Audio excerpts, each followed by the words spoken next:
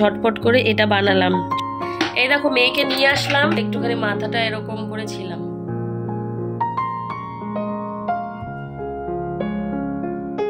Good morning everyone, সবাই কীরকম আছো? আশা করছি খুব ভালো আছো, সুস্থ আছো। এদিকে আমরাও ভালোই আছি। শরীর আজকে অনেকটাই ভালো। আর দেখতে পাচ্ছ বারান্দার জানালা খুলিনি, কারণ একটা এই বড় মতো ইঁদুর বারবার করে ওই বারান্দার মধ্যে আসছে, দৌড়াদৌড়ি করছে। যদি ঘরে ঢুকে পড়লো তাহলে মুশকিল আছে। আর ওই পাশে লাইটটাও জ্বালানো হয়নি, দরজাটাও খোলা হয়নি, বাইরে মেঘ, মনে হচ্ছে ঘরটা অন্ধকার অন্ধকার। তো লাইট জ্বালিয়ে তোমাদের সাথে কথা বলছি। তো সারা রাত ঠিক করে ঘুমাতে পারিনি। এখন জ্বর কমে গিয়ে হয়েছে শুরু কাশি, ভীষণ কাশি হচ্ছে।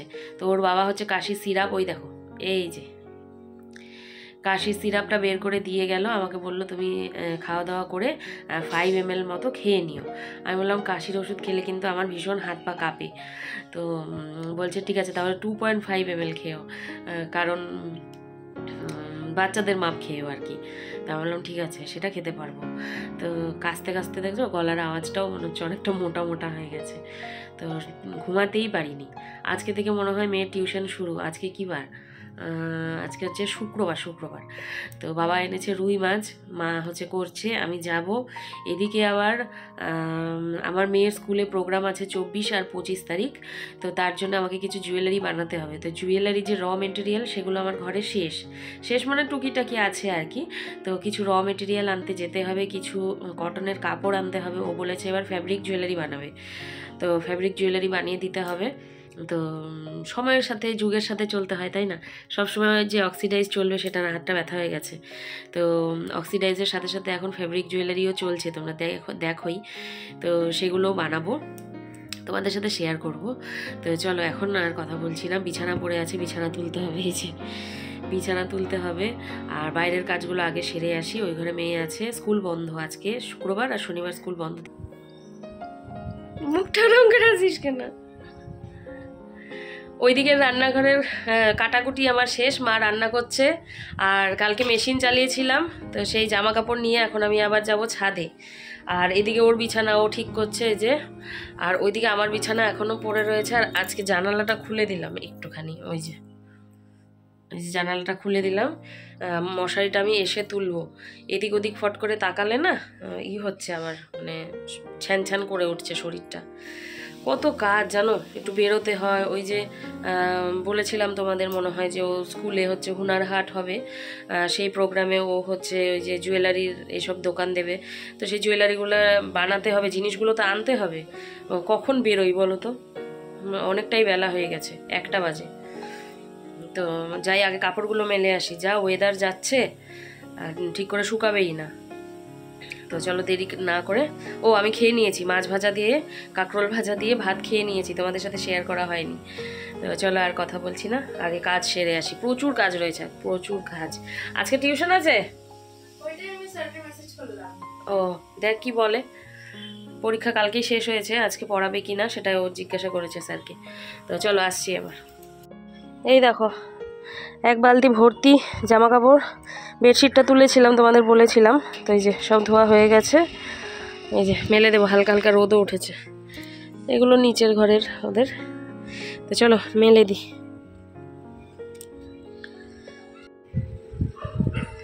হয়ে গেল সমস্ত জামা কাপড় মেলা। আমি কিন্তু কিছু দেখতে পাচ্ছি না, মোবাইল স্ক্রিন আমি কালো কালো দেখতে পাচ্ছি। সব মেলা হয়ে গেছে। আরেকটা জিনিস তোমাদের দেখাই, তোমরা যারা প্রথম থেকে আমার ভ্লগ দেখছিলে, ওই যে আমাদের মাঠের পুজো প্যান্ডেলটা তোমাদের আমি দেখাচ্ছিলাম। এই দেখো উপরে এখন সাজানো শুরু হয়ে গেছে আর কি, বাঁশ ঢাকতে শুরু করেছে। এতদিন তোমাদের বাঁশের প্যান্ডেল দেখাচ্ছিলাম, এখন ওপর থেকে ওই কাপড় লাগানো হচ্ছে আর কি। আর এই পুজোর থিম হচ্ছে ডিজনিল্যান্ড। তোমাদেরকে পরে তো পুরো গোটা প্যান্ডেলটা দেখাবই। দেখতে দেখতে পুজোও চলে আসলো, তাই না? মনে হয় না কি তাড়াতাড়ি দিন চলে যায়। এই কালকের প্যান্টটা, এটা ওর বাবার প্যান্টটা শুকিয়েছিল না, জিন্সের প্যান্ট তো। তো চলো যাই, নিচে গিয়ে কাজ আছে। এই দেখো এই যে জামা কাপড়গুলো, এগুলো সব বারান্দায় ছিল, বারান্দা থেকে নিয়ে আসলাম এখন। আর এই প্যান্টটা তো ওর বাবার ইয়ের থেকে, ছাদ থেকে নিয়ে আসলাম। তো এইগুলো আগে গুছিয়ে নিয়ে তারপরে আমি মশারি তুলবো আর বিছানাটা ঠিক করব। তো করে নিই।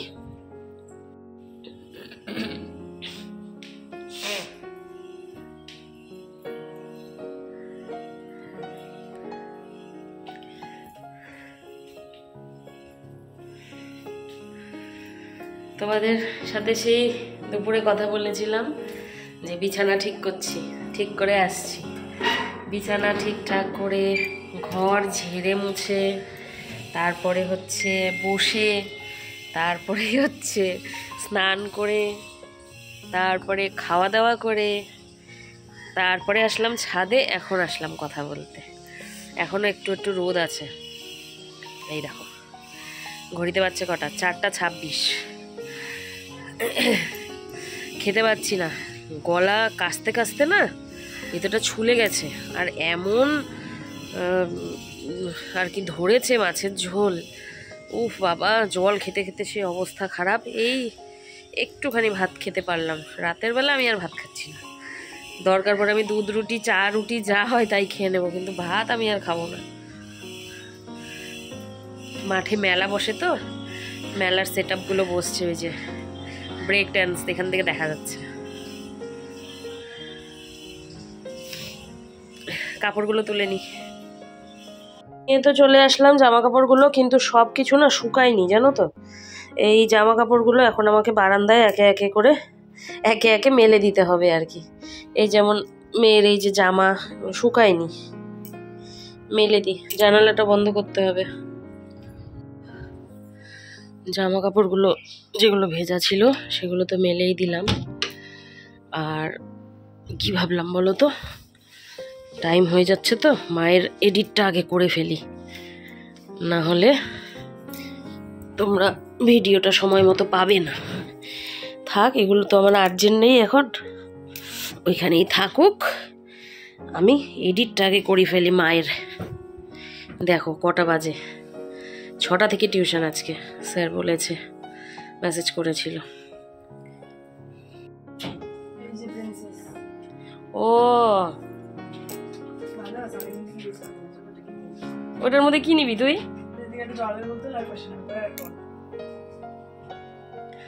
আজকে পড়াবে না স্যার, ওই কোশ্চেন পেপারটা নিয়ে ডিসকাস করবে, আর হচ্ছে টিচার্স ডে কিছু ট্রিট দেবে আর কি ওদের।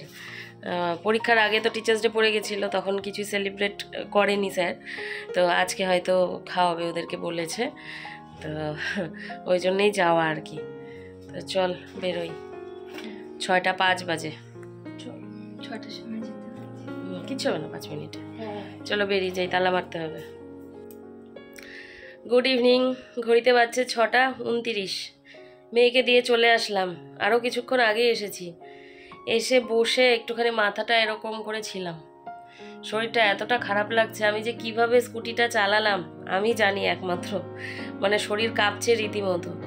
তো মেয়েকে বললাম যদি ওই ফ্রেন্ডসদের সাথে হেঁটে হেঁটে আসিস তো তাও জানাস, আর যদি আমাকে যেতে হয় তাও আমাকে একটু আগে থেকে জানাস, কারণ শাশুড়ি মা বেরিয়ে গেল মেয়ের বাড়ির উদ্দেশ্যে, আর তালা মারতে হবে, তো একটু হাতে সময় নিয়ে তুই আমাকে ফোন করিস। আর যদি ওদের সাথে আসিস তাহলে চলে আসিস, আমার সুবিধাই হবে, কারণ গাড়ি চালাতে খুব কষ্ট হচ্ছে আমার।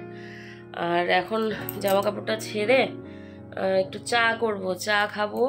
আর একটা জিনিস দেখবে, তোমরা কিন্তু হাসবে না, ঠিক আছে? আমি দেখাচ্ছি তোমাদের। আমার বিছানার অবস্থাটা দেখো একবার, মনে হচ্ছে ঝড় এসেছিল। এই দেখো, দেখেছো? মনে হচ্ছে না আমার বিছানার মধ্যে ঝড় এসেছিল? হবে না? এত বালিশ, কোল বালিশ, চাদর, এত কিছু যদি থাকে, বিছানার তো এই অবস্থা হবেই। তারপর আবার জামা কাপড়গুলো গুছাইনি। চা খাবো আগে, খেয়ে নিয়ে এগুলো গোছগাছ করব। আমার আলমারিটারও খারাপ অবস্থা হয়ে গেছে।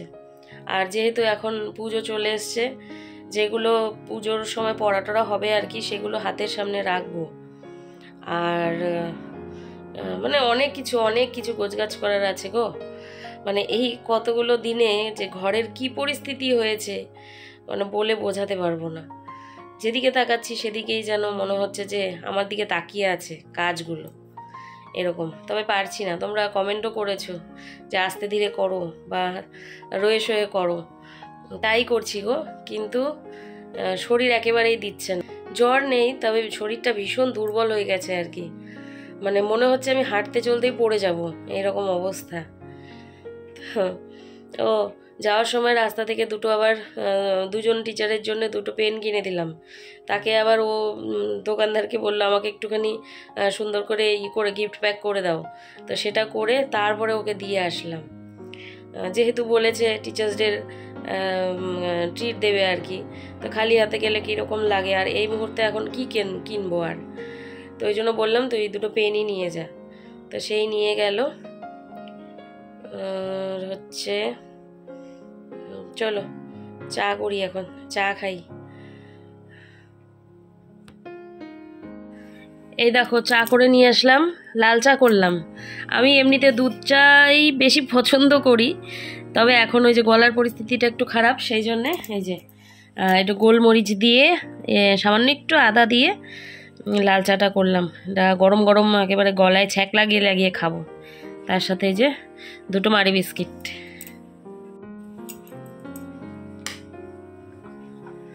প্রথমে ভেবেছিলাম, মানে যখন এই যে বাচ্চার অসুস্থতা এইসব যখন হলো, মনটা ভীষণ খারাপ হয়ে গেছিলো।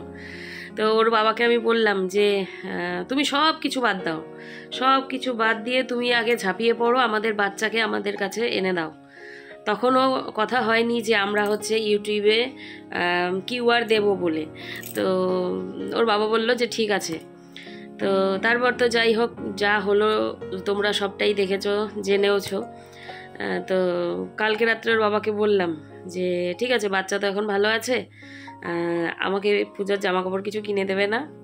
আমার দিকে তাকাচ্ছে এরকম করে, মানে আমার নিজেরই মানে অপরাধ বোধ এরকম হচ্ছে যে আমি বললাম কিনবো না, এই না সেই না। তারপর ভাবলাম যে আমারও একটা সংসার আছে, তারপর হচ্ছে নিজের একটা জীবন আছে, সমস্ত কিছুর জন্যে কিন্তু কি বলবো, থাক আর কিছু বলছি না। তো যাব পার্লারে, যাব একটুখানি সুস্থ হয়ে নিই, যাবো। আর তার আগে চাটা খাই, লাল চা করলাম ইচ্ছা করেই। আর এখন কিছু ফোন করার আছে আমার, কারণ কিছু সাবস্ক্রাইবার আন্টি আমাকে ফোন করেছিল, আমি রিসিভ করতে পারিনি। তো তাদেরকে এখন দু একজন আন্টিকে আমি কল ব্যাক করব। আর এই যে চা খেতে খেতে, তো তোমরা ব্লগটা দেখতে থাকো। চা খেয়ে এই যে আমার সরঞ্জাম নিয়ে বসেছিলাম, এই যে কাটারটা খুঁজে পাচ্ছি না, আর এই যে সমস্ত কিছু নিয়ে বসেছি। মেয়ের ফোন চলে এসেছে, ছুটি হয়ে গেছে। আর এই দেখো ঝটপট করে এটা বানালাম, ছোট্ট একটা কিউট ইয়াররিং। র মেটেরিয়াল শেষ, খুঁজে খুঁজে পেলাম, সেই জন্য বানালাম। কীরকম হয়েছে জানিও। এই দেখো মেয়েকে নিয়ে আসলাম, ঘড়িতে বাচ্চা এখন কটা, ওই যে 9টা। আর হচ্ছে টিচার বললাম না তোমাদের যে টিচার্স ডের খাওয়াবে, এই দেখো বিরিয়ানি দিয়ে পাঠিয়েছে। ওর সাথে আমিও একটু বসলাম, একটু জয়েন করব। তুই কি মাইন্ড করবি? মাইন্ড করলেও কি করার আছে, না আমি অল্পই টেস্ট করবো, শুধু একবার টেস্ট করতে দেবো। আচ্ছা তাহলে একবারে যে এরকম এরকম করে নিব, এরকম করে নিয়ে হবে। মাইন্ড করবি? করিস না, শুরুও করে দিল। এটাই কি ডিনার? আচ্ছা ডিনার করতে বসলাম। এই যে ভুনা খিচুড়ি, তার সাথে তরকারি। এটা হচ্ছে মার্কেট থেকে দিয়েছে, এই যে বাড়িতে নিয়ে এসেছে, এখান থেকে ও খেয়েছে চামচ দিয়ে। তো আমি এটাই খেয়ে নেব। মেয়ে বিরিয়ানি খেয়েছিল, এখন আর কিছু খাবে না বলছে। আর তার সাথে এই যে মিষ্টিটা মেয়ে খোঁচা দিয়ে রেখেছে, ও খাবে ওটা। খা, এই যে চামচ আছে। এখন কেন খাওয়া দাওয়া হয়ে গেল। ওই যে খিচুড়িটুকু খেলাম, খিচুড়িটা বেশ ভালো হয়েছিল, ভুনা খিচুড়ি। আর হচ্ছে আমার তো মুখে টেস্ট চলে গেছে, মানে শুধু ঝাল আর নুন এটাই বুঝতে পারছি, বাকি কোনো রকম গন্ধ আর কোনো টেস্ট কিছুই বুঝতে পারছি না। তুই কি করার চেষ্টা করছিস?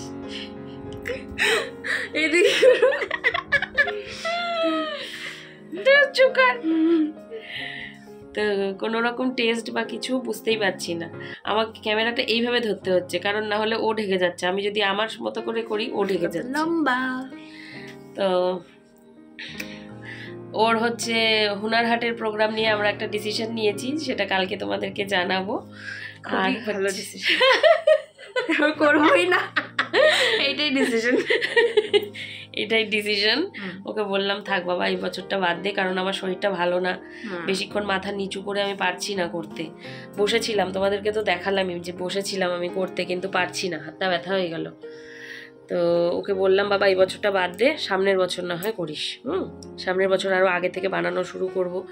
এবার তো কত কিছু আমরা ভাবছিলাম যে পরের বছর আমরা 1 বছর আগের থেকে করা স্টার্ট করব, 1 মাস আগের থেকে করা স্টার্ট করব, কিন্তু হলো না। অসুস্থ হয়েছিল।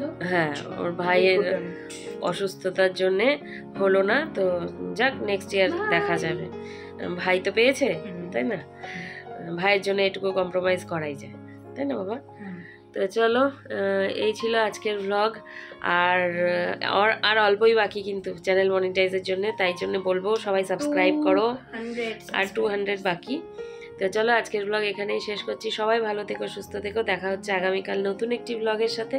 ততক্ষণের জন্য tata, good night. Good night.